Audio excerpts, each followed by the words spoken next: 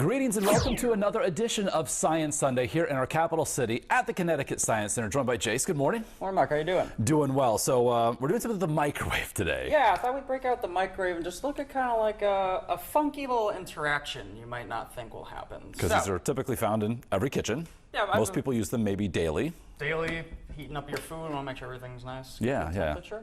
But we're actually going to look at the microwave as ice. Oh. So I have a normal cup of water.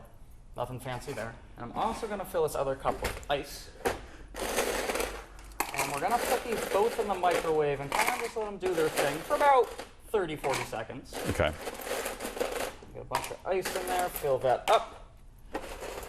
And most importantly on the microwave, I've taken the tray out in the middle. Okay. And I'll explain that kind of a little bit later once we wrap up with the experiment. But for now, it's just our cups and there's no tray in there. Okay, so it's not going to be rotating. It'll be stationary. Correct. All right. So we'll get that in. I'm going to put this on for, we'll go at 40 seconds. All right. Okay? We're going to let this run. All right. Now, as we're letting that run, the way a microwave works is they use, well, microwaves to cook things, and they work in an oscillating pattern. So the waves kind of go up and down to one side, and they bounce back and they come up and down the other way. Okay. So they're flipping around. And what this does is it actually excites the water molecules inside your food, whatever you're heating up, and they start to get excited and then move around, and that movement generates the heat. Okay. So that's how we heat our food up, get it to those nice temperatures we want. And we're going to wrap up here in about 10 seconds. And we're going to see something kind of weird with ice. I have a feeling it's still going to maybe look like ice. I'm going to see in 1 second. We'll open it up. No spoilers yet. All right. So we'll take our water out. And we'll take our ice out. Okay. And this is still ice. It's still not even any sort of water at the base of the bottom. container. Yeah. And now, just to prove that we actually did heat this up, we're going to take the temperature of the water. So water at room temperature is about 68 degrees, give or take. So using our thermometer, you can see I'll show you. Okay. I'll take it again, show our friends at home that we're a little over 103 now. Yeah. So we definitely heated this stuff up.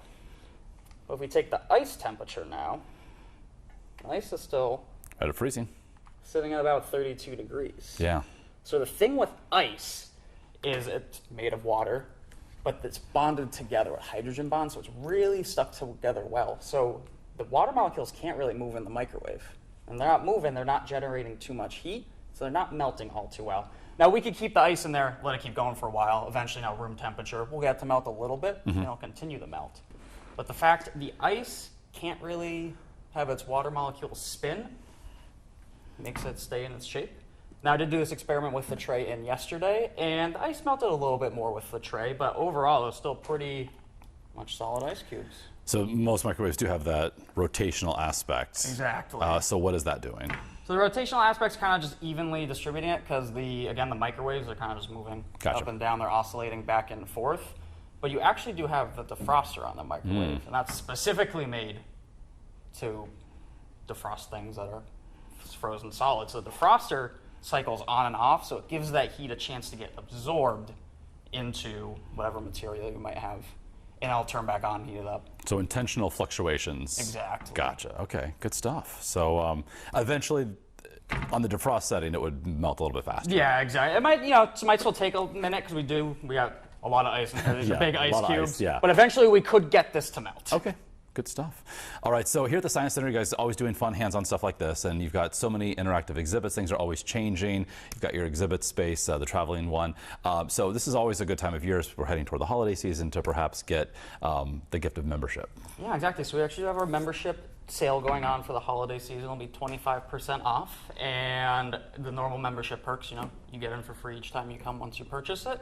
As well as we got a lot of cool stuff coming up. So we have our new redesigned space gallery coming up. We'll have our new traveling gallery coming up in the spring. And then we're doing a bunch of fun holiday science stuff in our Forest of Illusions as well as throughout the building coming up. Awesome, good stuff. So Holiday 25 is the promo code ctsciencecenter.org, and it is good through the end of November.